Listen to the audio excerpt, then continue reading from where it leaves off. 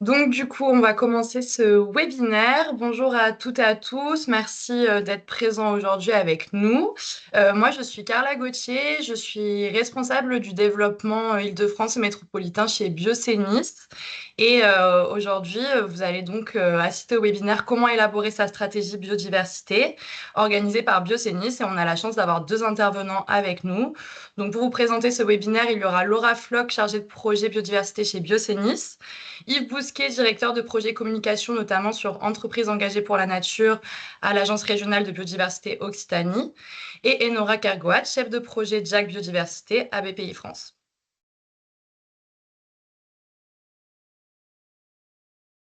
Du coup, on va passer à la présentation. Parce que Laura, tu peux tourner la slide, s'il te plaît. Merci. Du coup, pour commencer, je vais vous présenter Biocénis en quelques mots. Donc, on est une société coopérative qui a été créée il y a 13 ans. À l'époque, on était un peu en avance de phase sur les sujets de biodiversité, on va dire. Donc, on a plutôt commencé, et on est spécialiste des démarches volontaires pour accompagner les entreprises dans la prise en compte de la biodiversité. On a commencé par l'installation de ruches en entreprise. Aujourd'hui, on en a plus de 300 en France. D'ailleurs, notre siège social est basé à Toulouse et moi-même, je suis sur Paris. On a plusieurs partenaires qui nous permettent d'avoir une robustesse scientifique et de nous accompagner dans nos activités, comme les agences régionales de biodiversité, conservatoires d'espaces naturels, mais aussi des universités comme Toulouse-Paul Sabatier ou l'école d'ingénieurs de Purpan. Aujourd'hui, la biodiversité étant un sujet de plus en plus prégnant pour les entreprises, on a diversifié du coup nos activités et on a aujourd'hui deux grands axes. Un premier qui est donc les solutions locales biodiversité pour vraiment rendre les sites contributifs à la biodiversité. Donc pour ce faire, on a des écologues dans notre équipe, on réalise des inventaires faune-flore avec des recommandations, des aménagements pour la faune, des parcours biodiversité, toujours l'implantation de ruches, etc. Et on a un autre volet qui est l'ingénierie biodiversité. Et là, on va avoir trois axes de solutions. Une première où on intervient en tant qu'assistant à maîtrise d'ouvrage en biodiversité pour les acteurs de l'immobilier. Une deuxième solution qui est notre solution carbone et biodiversité Alcéide pour agir dans nos forêts locales.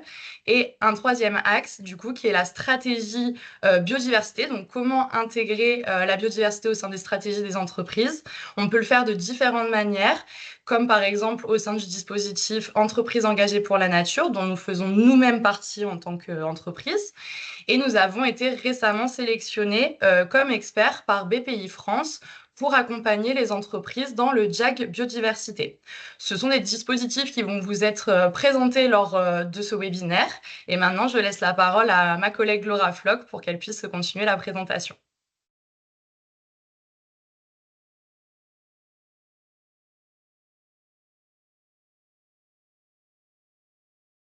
Pardon, mon micro était désactivé. Donc bonjour à tous et à toutes.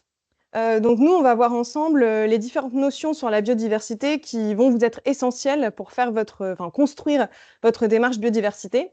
Donc là, on a une image, vous allez me dire quel est le lien avec ce qu'on va voir. Et en fait, dans cette image, vous allez voir que des éléments en lien avec la biodiversité, que ce soit la production de légumes et de fruits qui est grâce à la pollinisation et donc à la présence d'insectes, le vin par les vignes, le fromage par les élevages qui vont se nourrir dans les prairies, le pain grâce à la production de céréales. La nappe, si elle est en plastique, elle provient du pétrole, qui est un élément, une ressource fossile. Le panier en osier qui va provenir des saules qui poussent auprès des milieux humides. Et vous avez en fond un espace vert. Donc en fait, tous ces éléments-là, c'est pour vous montrer que sans biodiversité, vous n'avez pas de matières premières, vous n'avez pas de ressources naturelles. Et en fait, c'est ça qui constitue notre quotidien, notre vie économique aussi. Donc il faut la préserver justement pour préserver notre qualité de vie. Et un simple événement comme un pique-nique.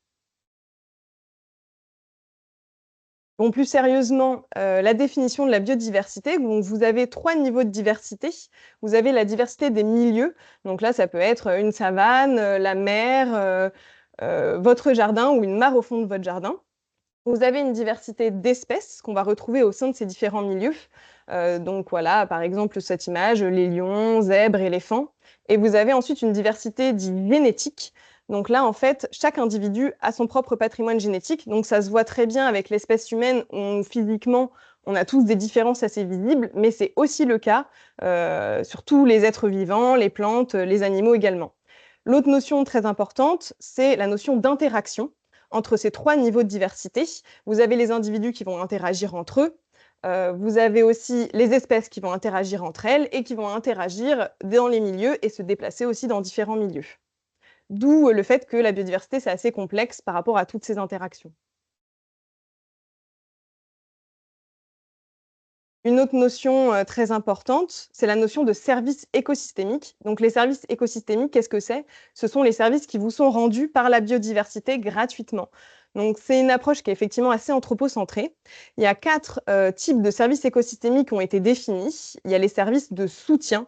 Donc ça, c'est vraiment ceux qui sont nécessaires d'ailleurs à tous les autres services, les services de base, comme la photosynthèse, la formation des sols ou les cycles des nutriments. Ensuite, vous avez les services d'approvisionnement. Donc là, ça va être en fait toutes les ressources matérielles, donc voilà, comme la nourriture, les matières premières renouvelables, le bois, le coton, etc., les ressources médicinales et aussi l'accès à l'eau.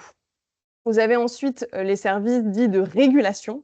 Donc là, ça va être par exemple, vous avez les régulations de la qualité de l'eau et de l'air, régulation du climat et des événements extrêmes. Donc par exemple, le climat, ça va être par le stockage du carbone dans les arbres, dans les forêts ou dans le plancton dans la mer. La régulation des maladies, la régulation de l'érosion avec par exemple le couvert végétal qui va tenir le sol et permettre justement de limiter cette érosion. Et vous avez aussi la pollinisation. Il y a un dernier service qui est souvent un petit peu oublié, mais voilà, qui fait quand même partie de ces services écosystémiques, c'est le service culturel, où là, vous allez retrouver les loisirs, la valeur esthétique, la valeur spirituelle ou la santé mentale et physique. Il y a plusieurs études qui ont prouvé que on se portait mieux mentalement si on avait accès dans notre quotidien assez rapidement aux espaces verts. Quelques chiffres pour montrer l'importance de ces services écosystémiques. On a par exemple le service de pollinisation qui a été estimé en valeur à 153 milliards d'euros dans le monde et plus de 2 milliards d'euros en France. On a aussi le World Economic Forum qui estime que plus de 50% du PIB mondial annuel y dépend modérément ou fortement des services écosystémiques. Et enfin, une autre valeur qui a été déterminée, c'est que protéger la nature, ça éviterait une perte de 2 700 milliards de dollars par an à l'économie mondiale d'ici 2030. Comme vous en entendez beaucoup parler dans les réseaux et autres, la biodiversité ne se porte pas très bien. Pour quelles raisons? C'est qu'en fait, on a 5 grandes causes d'érosion de la biodiversité. Donc la première, c'est la destruction et l'artificialisation des milieux par l'étalement urbain, les constructions, la fragmentation aussi des habitats. On a aussi le changement climatique. Changement climatique et biodiversité, c'est intimement lié. Quand on agit sur le changement climatique, effectivement, on agit sur une des causes d'érosion de la biodiversité, mais ça ne suffit pas parce qu'il y a toutes les autres, dont également la pollution de l'air, de l'eau, des sols. Donc ça, c'est par exemple avec les pesticides ou des déchets plastiques. Les espèces exotiques envahissantes également, vous connaissez notamment le frelon asiatique, le moustique tigre. Et la surexploitation des ressources naturelles, donc ça peut être par la surpêche, aussi avec les ressources non renouvelables ou la surchasse, etc. Quelques chiffres aussi pour vous représenter l'importance de cette érosion. On a 44% des oiseaux communs des milieux agricoles et des milieux bâtis qui sont en déclin. Donc en fait, vous avez les espèces spécialistes qui sont défavorisées par rapport aux espèces généralistes. On a aussi une diminution de 70 à 80% de la biomasse d'insectes volants en 25 ans en Europe. Donc là, ce qui est assez impressionnant, du coup, c'est la vitesse de disparition de ces insectes. Ça, on le remarque pas mal avec le fait que sur les pare-brises, on en voit moins, par exemple. 43% des chauves-souris, donc des populations de chauves-souris qui ont disparu en 10 ans. Donc ça, c'est dû à à la pollution lumineuse, à l'étalement urbain également, et aussi à la disparition de leur zone d'hibernage. Vous avez aussi des risques croissants de pandémie. Vous avez notamment des chercheurs du GIEC qui ont déterminé que le changement d'usage des terres, il a causé l'émergence de plus de 30% des nouvelles maladies qui ont été répertoriées depuis 1960.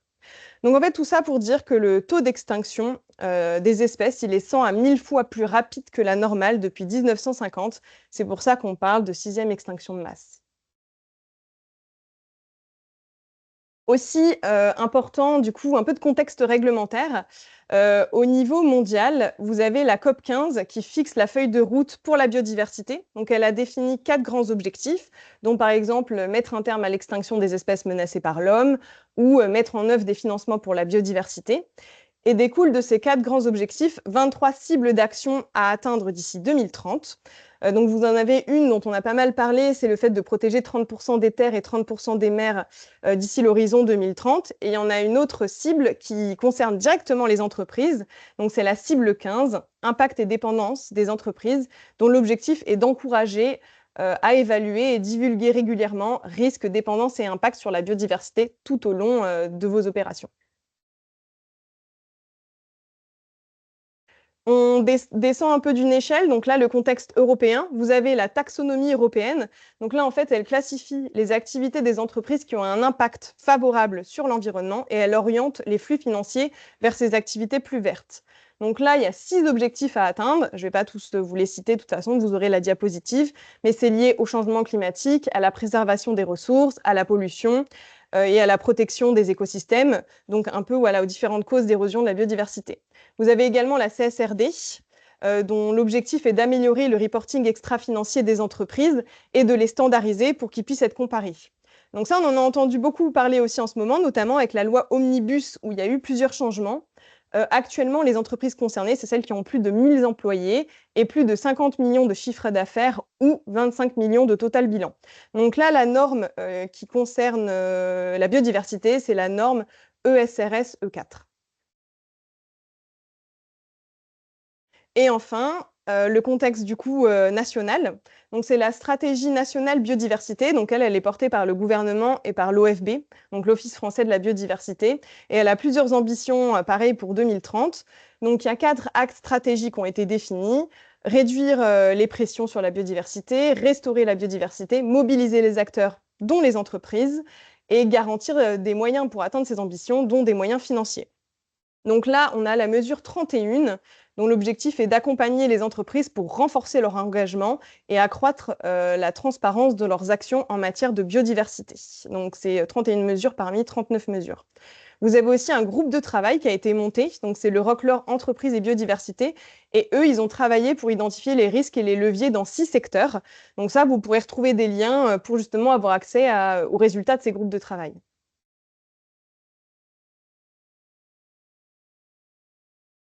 Maintenant, quel est le lien justement entre les entreprises et la biodiversité? Déjà, il faut savoir que 100 des entreprises ont un impact et une dépendance de leurs activités à la biodiversité. Ça peut être un impact direct, par exemple une entreprise, qui va construire et détruire directement, atteindre un milieu naturel ou un milieu agricole, ou plus indirect, quand là vous allez faire appel à des fournisseurs qui vont, du coup aller chercher des matières premières. Un autre chiffre important, 72 des entreprises de la zone euro dépendent de manière critique aux services écosystémiques et du coup vont être impactées par la dégradation de ces écosystèmes. Et ensuite, on a vu précédemment par la réglementation aussi que les entreprises étaient incitées à du coup réduire leurs impacts négatifs et augmenter leur impact positif. Maintenant, pourquoi vous engager dans une démarche biodiversité? Donc, il y a notamment le fait de maîtriser vos risques et d'anticiper l'avenir de votre activité. L'objectif aussi, c'est d'éviter, réduire vos impacts environnementaux et participer à la restauration aux objectifs de restauration de la biodiversité à la fois nationale et à la fois mondiaux. Également répondre aux obligations extra-financières et aussi saisir les opportunités de marché parce qu'on va voir un petit peu les risques après, ils peuvent tous être transformés en opportunités pour votre activité. Donc vous avez en fait, 2 grands types de risques. Vous avez, les risques physiques. Donc eux, ils sont liés à la dépendance d'une de vos activités au service écosystémique. Donc par exemple, vous avez, les risques opérationnels. Donc par exemple, une baisse de productivité due à une ressource naturelle qui devient rare, comme l'eau ou une matière première. Vous avez aussi, des risques liés au financement. Donc là, par exemple, avec une baisse des valeurs des actifs liés à des écosystèmes qui sont dégradés, sachant que les financements, on peut les retrouver aussi dans la deuxième grand type de risque. Et l'autre grand type de risque, c'est le risque dit de transition. Donc là, en fait, c'est que vous allez devoir modifier votre activité, adapter votre activité pour réduire vos impacts négatifs sur la nature. Donc là, vous avez plusieurs risques. Par exemple, le risque réglementaire et juridique. Donc là, c'est le fait que la réglementation, pour préserver la biodiversité, elle va être croissante. Donc vous allez devoir vous adapter à cette réglementation. Vous avez aussi un risque lié à votre réputation et votre image. Par exemple, une perte de confiance des consommateurs ou des investisseurs si vous avez fait des actions qui ne sont pas favorables à la biodiversité. Les risques aussi liés au marché et aux produits. Par exemple, une évolution des préférences des clients vers des produits qui seraient plus durables et du coup qui iraient voir des concurrents si vous n'avez pas cette demande. Donc tous ces risques que je vous ai présentés, sachant que vous avez accès à la diapositive, donc vous pourrez regarder en détail ce qu'il y a à l'intérieur de chaque risque, peuvent être transformés en opportunités pour votre entreprise. Pour réussir votre démarche stratégique biodiversité, vous avez 6 étapes importantes. Donc une première étape qui est de recenser les actions que vous avez déjà mises en place pour la biodiversité. C'est souvent des actions qui sont ponctuelles et qui sont un petit peu perdues dans le temps. Donc l'idée, c'est vraiment de les recenser car vous allez pouvoir les développer et vous en resservir éventuellement pour votre démarche stratégique. Vous avez ensuite une étape qui est d'évaluer vos impacts et les dépendances de vos activités à la biodiversité sur toute votre chaîne de valeur et sur vos sites également. Découle du coup de cette évaluation, de ce diagnostic, une analyse de vos risques et de vos opportunités qui vont assurer du coup justement la durabilité des activités de votre entreprise. À partir de tout ça, vous allez pouvoir élaborer une stratégie, un plan d'action. Donc là, je ne vais pas détailler parce que dans le cadre d'entreprises engagées pour la nature, Yves Bousquet va revenir dessus. Mais l'idéal, voilà, c'est de l'établir par rapport aux moyens financiers, aux moyens humains que vous avez et de faire un plan qui est réalisable et réaliste pour votre entreprise. Ensuite, il va falloir articuler cette stratégie avec le reste de vos stratégies RSE pour qu'il y ait vraiment une continuité et une logique et que vous allez pouvoir les intégrer dans vos activités.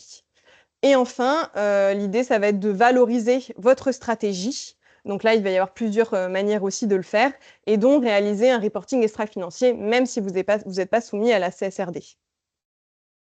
Et pour réussir tout ça aussi, le plus important, ça va être vraiment d'impliquer vos équipes et vos parties prenantes pour les différentes étapes de votre démarche stratégique et de mettre en place une véritable gouvernance.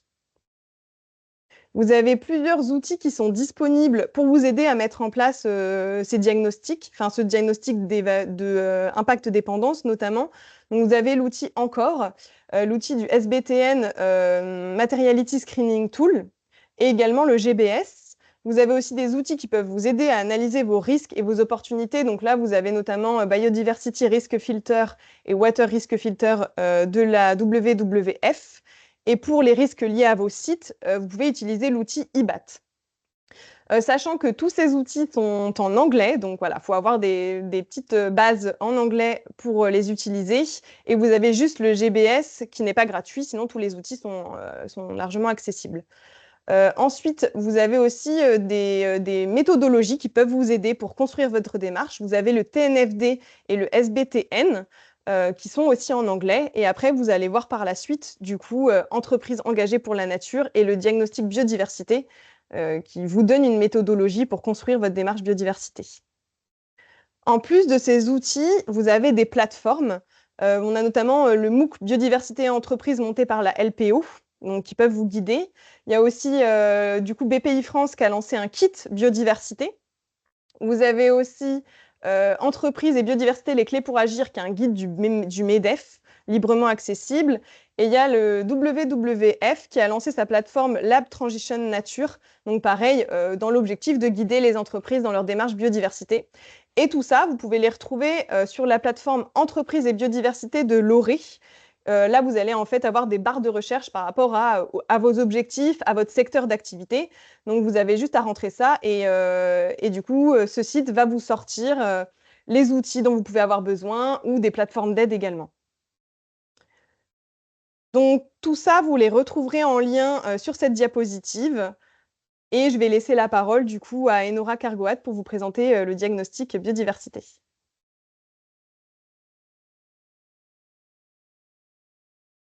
Merci Laura pour cet état des lieux sur la biodiversité et les outils qui existent aujourd'hui pour les entreprises.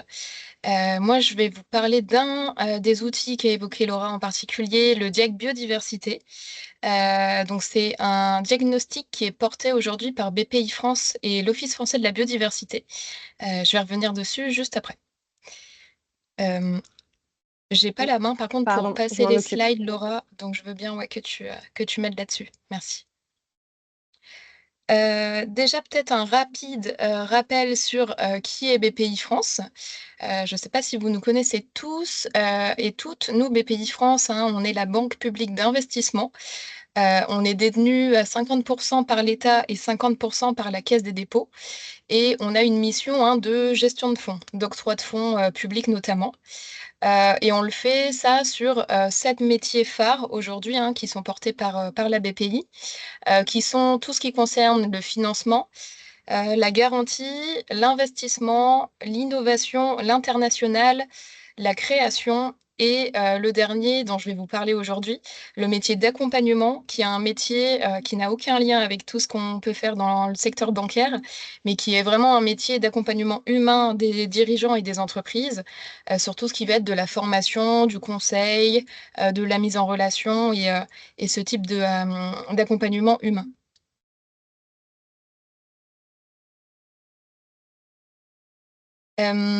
Donc depuis, 2020, à travers la direction de l'accompagnement, hein, chez BPI France, on se concentre sur, tout ce qui va être, transition écologique des entreprises et on essaie de voir, qu'est-ce qu'on peut donner comme outil, aux entreprises en France pour justement commencer à traiter ces enjeux. Donc on a créé une gamme, d'offres qui s'appelle la gamme, Diagnostic et cette gamme, elle consiste en une méthodologie standardisée. Donc pour chaque, diagnostic, auquel, l'entreprise souscrit, il y a une méthodologie standardisée sur le sujet qui a été définie en partenariat avec, des équipes, externes, hein, notamment, les différents, partenaires techniques et puis également des bureaux d'études, hein, qu'on a sollicités pour, nous aider sur le sujet. Puisque nous, on est des financiers, hein, on n'est pas forcément des experts, environnement. Donc voilà, on s'est aidé, hein, des différents, experts, techniques pour, concevoir, créer ces méthodologies. On s'appuie encore une fois aussi, vu qu'on n'est pas des experts, du climat, ni de la biodiversité, on s'appuie sur des bureaux d'études qui, eux, le sont, qui sont, référencés, agréés par nos soins et qui, réalisent les missions, chez les entreprises pour le compte, de BPI France. Biocenis en fait partie d'ailleurs. Et enfin, il s'agit d'une intervention encadrée au coût et prix négociés. Donc nous, on est là, hein, on est présent tout au long du projet, tout au long de l'accompagnement, pour voir, hein, et pour encadrer, la prestation. Et en effet, c'est un coût, avantageux, hein, ces prestations, puisque pour, chacune d'entre elles, il y a une subvention, qui est octroyée par le partenaire qui porte l'offre avec nous. Et rapidement, hein, en quelques chiffres, à travers ces dispositifs, on a accompagné aujourd'hui plus de 7 000 entreprises. On travaille avec plus de 450 bureaux d'études sur tout le territoire français et enfin, on a un très beau taux, de satisfaction.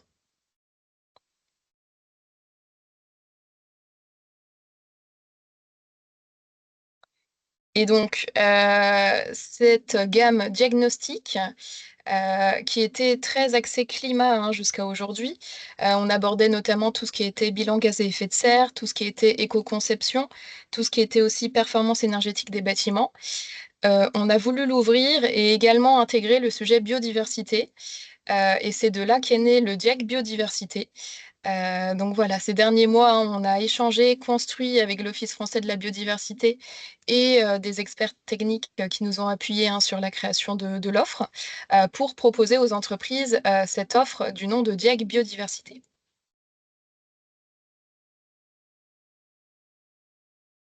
Tu peux passer, pardon, Laura, à la slide, suivante. Merci. Donc en quoi est-ce qu'il va consister, ce Diag Biodiversité? Il va y avoir 3 principaux accompagnements, 3 principaux objectifs, pardon, derrière ce diag. Le premier, ça va être de sensibiliser les équipes, dans l'entreprise aux enjeux de biodiversité. Qu'est-ce qu'un service écosystémique? Quels sont les liens entre la biodiversité et mon entreprise? Comment est-ce que je peux me prémunir face à ces liens? L'idée, ça va être de donner, un niveau de compréhension homogène à toutes les équipes dans l'entreprise pour que chacun, chacune se saisisse, de ces enjeux. Ensuite, 2e partie, ça va être, de faire le diagnostic, l'état des lieux, des dépendances, impacts, risques et opportunités, qu'a l'entreprise vis-à-vis de la biodiversité et ça sur toute sa chaîne de valeur. Donc on va aussi aller regarder ce qui se fait, au niveau de l'amont, au niveau des fournisseurs, ce qui se fait également au niveau de l'aval, au niveau des clients finaux. Et enfin, 3e étape, ça va être de construire son plan d'action, sa première stratégie biodiversité pour justement commencer à prendre en compte ces enjeux, hein, dans la stratégie globale de l'entreprise et réduire ses impacts et dépendances. À qui est-ce qu'il s'adresse le dispositif? Ah pardon, tu peux revenir en arrière Laura. Ouais, merci. Il s'adresse, aux PME françaises, de tout secteur d'activité, présentes partout dans le territoire français, également dans les DROM-COM et étant à jour évidemment de leurs obligations, sociales et fiscales. Comment ça se passe du coup? Comme je le disais, nous sélectionnons un bureau d'études, un expert, qu'on pense être le plus pertinent, pour vous accompagner, pour réaliser la mission et c'est un accompagnement qui va durer une dizaine de jours répartis sur 3 à 6 mois. Et enfin le prix, donc le diag biodiversité, il revient à 6 000 € pour l'entreprise, grâce à la subvention de 40 hein, qui est versée par l'OFB. Et donc vous pouvez, si vous le souhaitez, hein, d'ores et déjà, nous faire part de votre intérêt. Vous pouvez notamment, cliquer sur les différents liens qui sont affichés à l'écran, si jamais vous souhaitez aller plus loin. Pour rentrer un peu plus dans le détail de l'accompagnement, donc il va y avoir les 3 phases, que j'évoquais juste avant. Dans la première phase, hein, qui est la phase de lancement, sensibilisation, on commence par une première réunion de cadrage avec l'équipe pilote. Puis, l'expert DIEC biodiversité se rend chez vous, sur site, pour animer une réunion de lancement, une session de sensibilisation des équipes et s'entretenir avec différents interlocuteurs métiers. Ensuite, 2e étape, l'expert DIEC biodiversité réalise l'analyse de matérialité sectorielle. En effet, les dépendances et impacts, hein, de chaque entreprise, sont très axés, sont très dépendantes aujourd'hui, hein, de tout ce qui se fait au niveau du secteur. Donc c'est des enjeux à traiter au niveau sectoriel. C'est pour ça que l'expert réalise une analyse de matérialité sectorielle sur les dépendances et impacts. Ensuite, il fait également un zoom, sur tous les risques, les différents risques, qu'a évoqué Laura aujourd'hui, au niveau de la PME, au niveau des enjeux biodiversité et enfin, il vous restitue ses résultats et vous met en avant les enjeux prioritaires à adresser. Et enfin, 3e phase, sur la base de ces résultats, on commence à construire le plan d'action, la stratégie, avec un premier atelier, d'identification des actions prioritaires à mettre en place pour l'entreprise. Un 2e atelier de construction plus opérationnelle, du DIEC biodiversité, du plan d'action biodiversité. Qui sera le responsable de telle action? Quels sont les moyens à engager? À quoi est-ce que contribue cette action? Et puis enfin, une réunion de clôture et de restitution finale, pour repasser en revue, hein, l'ensemble des résultats, récoltés dans le cadre du projet.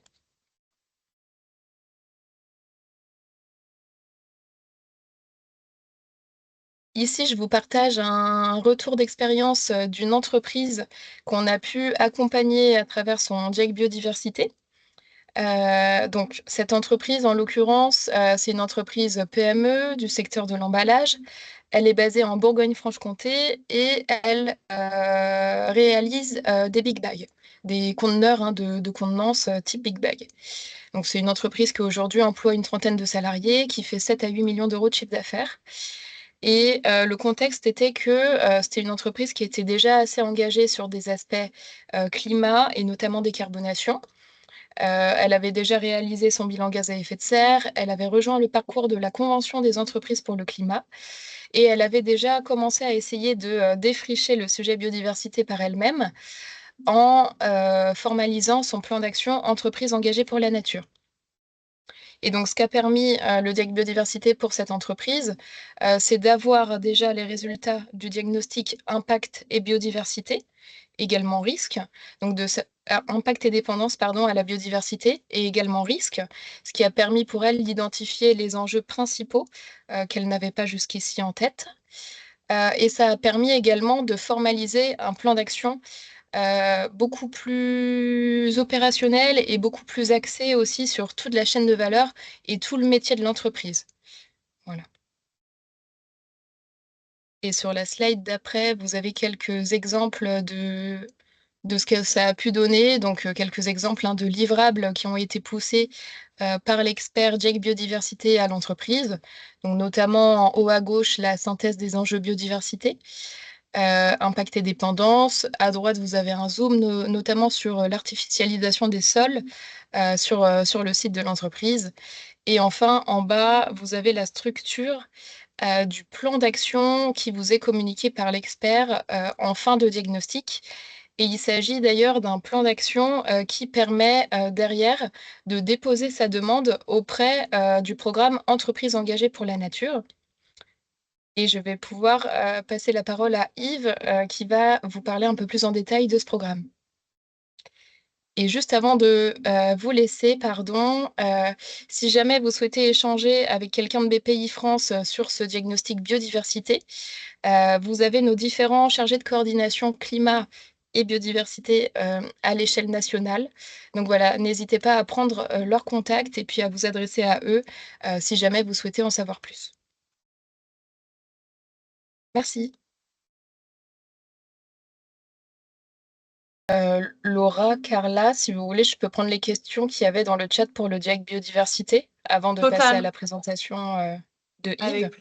Avec plaisir, c'est ce que j'allais te proposer aussi pour répondre à leurs questions sur l'éligibilité. Ouais, très bien. Alors, je remonte dans le chat. Alors, une première question qui concerne les EPIC. Est-ce que les EPIC sont éligibles, établissements publics à caractère industriel et commercial? Alors oui, nous, BPI France, de notre côté, on accompagne principalement les structures privées, puisque c'est notre raison d'être dans un premier temps. En revanche, les associations ou même les EPIC, les établissements publics, peuvent être éligibles à partir du moment où ils disposent d'une activité économique, d'une activité marchande, et qu'ils sont du coup, dans ce cas-là, assimilables à une entreprise, à une structure privée. Donc, en effet, c'est possible dans la mesure où vous répondez aux 4 critères de l'activité marchande, qui sont de mémoire avoir des salariés, numéro 1. Numéro 2, disposer d'un bilan actif-passif. Numéro 3, ne pas dépendre seulement des subventions ou cotisations qui peuvent être versées par les adhérents, mais avoir des revenus autres. Et 4e, avoir une activité économique, donc une activité qui génère des revenus. J'espère que ça répond à la question. Une deuxième question sur à qui est ouvert le DIAC biodiversité aujourd'hui. Est-ce qu'il n'est ouvert qu'aux PME? Oui, aujourd'hui, il est ouvert qu'aux PME, car dans un premier temps, c'est les structures qu'on souhaite accompagner sur le sujet biodiversité. Et donc est éligible toute entreprise qui répond aux critères de la PME, c'est-à-dire moins de 250 salariés, moins de 50 millions de chiffre d'affaires ou moins de 43 millions de total de bilan. Ensuite, organisme de la sécurité sociale. Alors, si c'est un EPIC, ça pourrait le faire, comme je le disais juste avant. En revanche, je ne suis pas sûre de savoir quel type de structure c'est. Si c'est une structure, en tout cas 100% publique, ça ne va pas être possible. Et enfin, existe-t-il des dispositifs de financement pour les entreprises de taille plus importante, type ETI? À date, pas forcément. Là, en l'occurrence, le DIAC biodiversité est plutôt réservé Aux PME, il y a bien le dispositif Entreprises engagées pour la nature qui existe, hein, qui est ouvert à toutes les entreprises, ETI, et grands groupes également. Mais celui-là, en l'occurrence, il est pas forcément subventionné, hein. C'est un dispositif, un programme qui est complètement gratuit. Et enfin, il y a d'autres choses qui sont en train de se créer aujourd'hui, qui verront le jour peut-être d'ici la fin d'année, notamment un accompagnement du nom de Acte Biodiversité, qui sera porté par, l'ADEME et l'OFB, hein, l'Office français de la biodiversité, et qui lui, justement, sera, dédié aux structures, un peu plus importantes, type ETI grand groupe.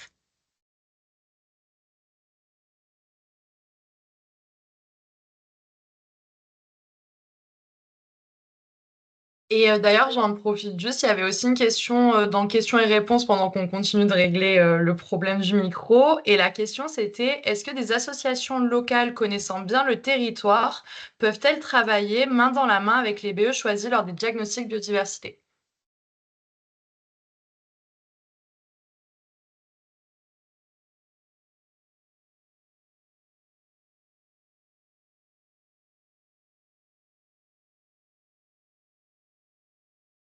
Alors, Enora, tu as le micro coupé par contre, je crois.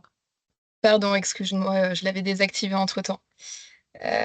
Donc merci pour la question.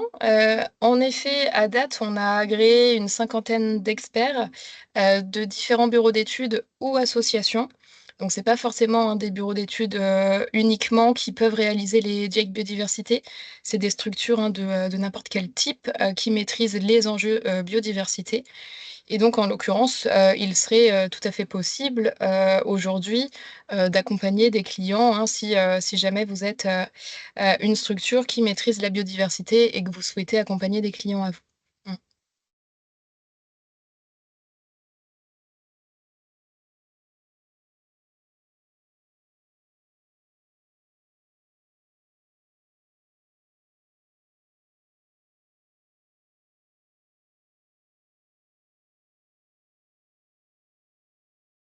Je vois qu'il y a une nouvelle question qui est apparue dans le chat. Est-ce qu'il est possible d'avoir la liste des experts? Hem, alors cette liste, elle est pas publique, on la garde, bien au chaud de notre côté. En revanche, à partir du moment où, vous manifestez votre intérêt auprès de quelqu'un chez BPI France, nous, on pourra, vous indiquer qui, selon nous, est, l'expert le plus pertinent pour vous accompagner, en fonction évidemment des secteurs d'activité qu'il maîtrise, en fonction de sa localisation géographique aussi, s'il connaît bien les enjeux territoriaux et cetera.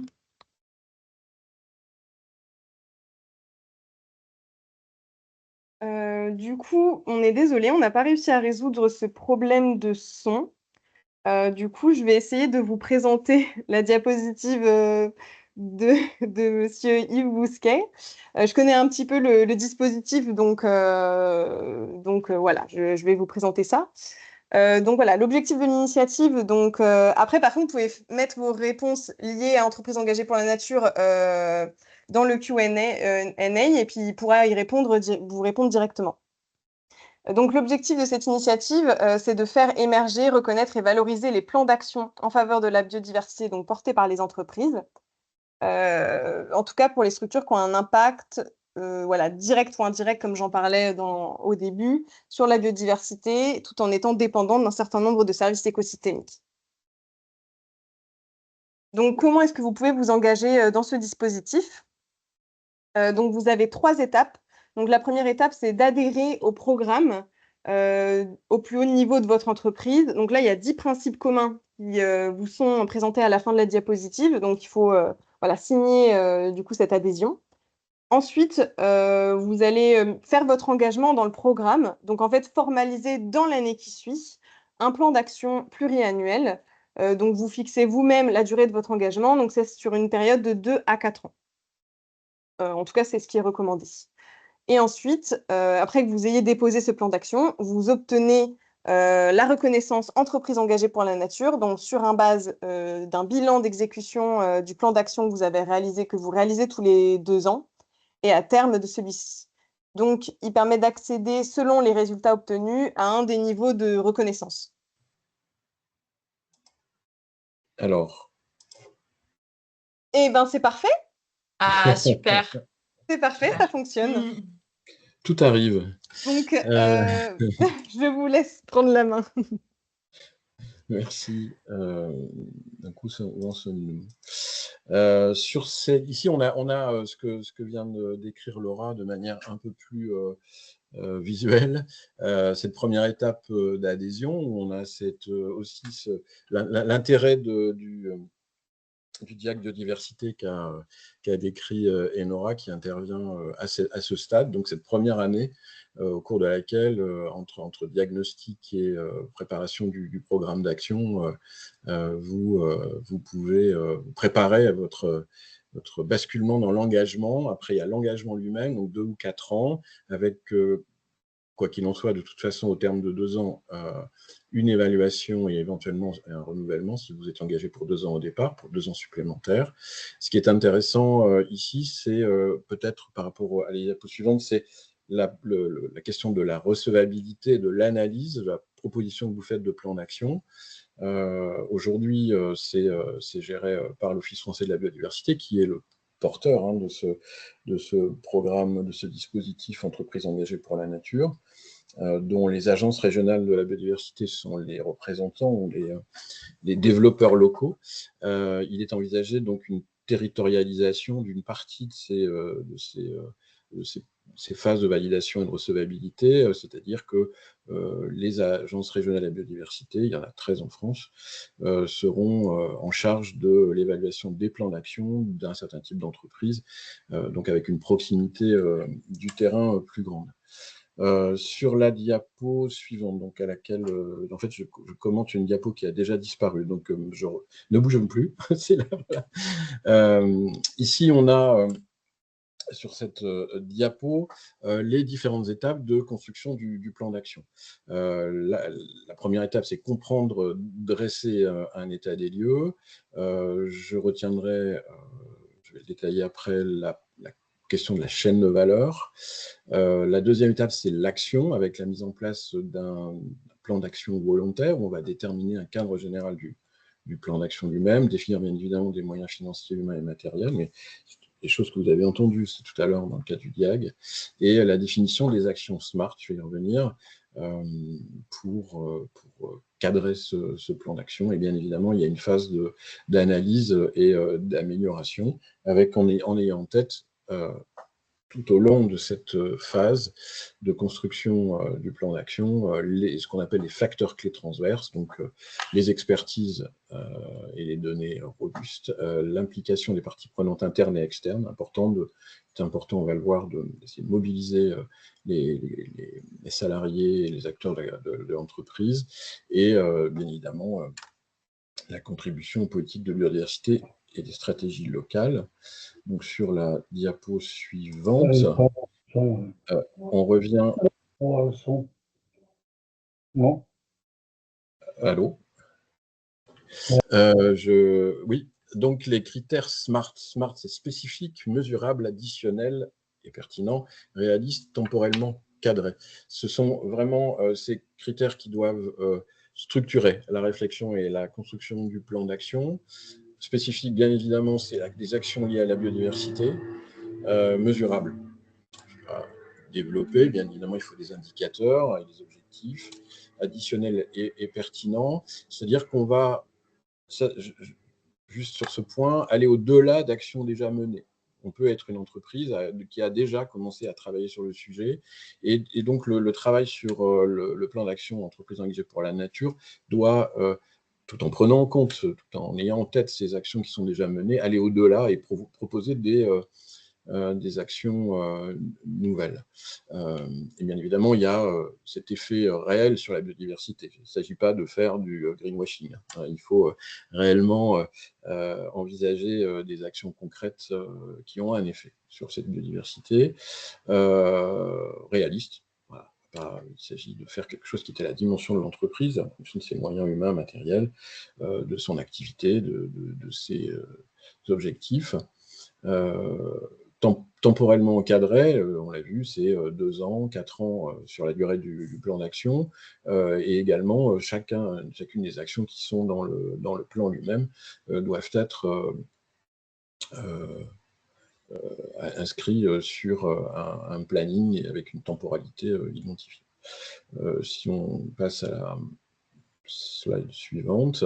Donc, j'évoquais tout à l'heure la question de la chaîne de valeur qu'il faut interroger pour définir le plan d'action et faire le diag. Donc, la chaîne de valeur, c'est globalement d'abord une identification, une analyse de toutes les activités de l'entreprise qui ont potentiellement un impact sur la biodiversité. Là, on le voit, on a un exemple pour un supermarché, bien évidemment, qui est un distributeur, donc qui ne fabrique pas forcément directement des produits. Donc, on a une analyse et un regard porté sur ce qui se passe en amont, sur ce qui se passe dans les magasins, et ensuite sur les effets produits par les produits vendus, et donc la consommation de ces produits. Je vais développer ensuite sur les slides suivantes. Donc, je veux bien, si tu peux passer à la merci. Sans entrer dans le détail et en essayant, puisqu'on a perdu un peu de temps, d'aller un peu vite, voilà ce que ça peut donner, une analyse de chaîne de valeur où on voit les différents, là en l'occurrence une industrie textile, confection made in France, on voit quelles sont les différentes étapes qui ont été identifiées dans la chaîne de production, chaîne de valeur de l'entreprise, et on va point par point, déterminer les actions susceptibles d'être inscrites dans un plan d'action en faveur avec cet impact réel sur la biodiversité. On voit rapidement là qu'il y a, je prends le début et la fin, la conception, donc tout ce qui est imaginé en amont, la conception du produit lui-même est essentielle puisque ça a un impact sur la totalité de la chaîne derrière. Et ensuite, à la fin, parce que c'est aussi des choses dont on ne se préoccupe pas toujours, c'est la fin de vie du produit avec tout ce qui se passe derrière. Et donc, c'est aussi au moment de la conception qu'on va imaginer, peut-être réfléchir à cette fin de vie. Voilà, rapidement donc. La slide suivante. Voilà. On a ici typologie d'action, donc là rapidement, action volontaire concernant le cœur de métier, c'est très important, je vais le détailler rapidement derrière, où on voit qu'il faut éviter les impacts associés aux activités, enfin en tout cas il faut réduire ces impacts associés, éviter, réduire et essayer de contribuer à la préservation et à la restauration de la biodiversité des écosystèmes, et puis des actions volontaires complémentaires qui sont parfois en fonction du type d'entreprise, des choses qui sont plus de l'ordre, on le voit, de la sensibilisation, de la formation à la biodiversité par exemple du personnel ou des personnes avec lesquelles on a affaire. On va faire du mécénat et financer des opérations spécifiques. Et là, je vais encore plus vite. Donc, je veux bien la slide suivante, s'il te plaît. Donc, alors, on a là les 10 engagements. Alors, oui, j'ai des diapos qui n'apparaissent pas, c'est très bizarre. Voilà, merci. Rapidement, donc là, on voit, c'est pour donner un exemple, je prendrai que celui-là, ce que sont des actions de cœur de métier pour une PME industrielle. Donc, on a des actions in situ sur le site de production lui-même, améliorer les espaces verts, réduire les déchets. Laura a tout à l'heure évoqué la mise en place de ruches, pourquoi pas. Enfin, je ne pense pas que ce soit aujourd'hui quelque chose qui soit pris en compte, en tout cas, je ne pense pas dans les plans d'action validés de EEN, d'entreprise engagée pour la nature, mais on a aussi, on le disait, si on a des zones nature autour du site de l'entreprise, on peut aménager des prairies, avoir une gestion intelligente de ces espaces verts, on met en place un tri des déchets. En amont, on peut avoir un impact sur le fret, très important, et on a surtout aussi peut-être au cœur de métier une réflexion importante à avoir et pourquoi pas des actions à mener sur les process industriels, sur le réemploi, le recyclage, sur l'approvisionnement et sur les actions complémentaires on disait tout à l'heure, sur la sensibilisation des salariés, c'est important, ça peut être aussi quelque chose qui va être pris en compte dans la politique RSE de l'entreprise, et on peut passer des partenariats avec des partenaires, là en l'occurrence, pourquoi pas la Ligue de protection des oiseaux, mais il y a aussi énormément d'associations, de fondations, d'associations et de structures qui travaillent sur ces questions de biodiversité, on peut en avoir à côté, à sa porte, au pied de l'entreprise. Je vais passer directement, mais très vite, aux dix engagements que je retiendrai. On ne va pas passer en revue les 10, vous les aurez, mais en tout cas, il y en a peut-être 5 qu'on peut citer rapidement. Le premier, intégrer la biodiversité dans la stratégie de l'entreprise, c'est l'engagement. Rappelons-le que ce sont 10 engagements qui sont signés au plus haut niveau de l'entreprise. Donc, on va dire que par ruissellement d'une certaine manière, c'est l'engagement de l'entreprise elle-même. La promotion, c'est le quatrième engagement, promouvoir l'intégration progressive de la biodiversité dans les décisions tout au long des chaînes de valeur, d'où l'importance d'engager, que l'engagement se fasse au plus haut niveau de l'entreprise, puisque ça a un impact sur la stratégie globale de l'entreprise. Éviter, réduire, compenser pour l'engagement numéro 5, les impacts, ce qui implique aussi donc, un diagnostic très précis et une analyse précise de la chaîne de valeur. Si on passe sur la dernière slide, on a donc l'engagement numéro 6, intéressant, puisqu'il s'agit de développer en priorité des solutions fondées sur la nature pour avoir une démarche, pour le coup, totalement vertueuse et en fait sensibiliser, former nos collaborateurs par les politiques RSE. C'est, je pense, quelque chose qui est assez essentiel à la pérennisation de l'action et à sa réussite. Voilà, j'ai essayé de faire vite, peut-être trop, mais je crois que vous aurez les diapos. Merci. Merci beaucoup d'avoir pu rattraper le retard avec les soucis techniques et encore désolée pour ça. Du coup, pour la session de questions-réponses, je crois que Enora et Carla ont répondu à la plupart des questions. J'ai pas vu s'il y avait des questions spécifiques à entreprises engagées pour la nature. En tout cas, une précision, c'est que les grandes entreprises ne peuvent pas, ne sont pas éligibles pour le diagnostic biodiversité de BPI. Par contre, ils peuvent tout à fait être dans le dispositif entreprises engagées pour la nature. Du coup, je pense qu'on peut clore ce webinaire et puis remercier du coup les intervenants et remercier aussi les participants. N'hésitez pas à poser des questions par la suite si vous en avez qui vous viennent après ce webinaire.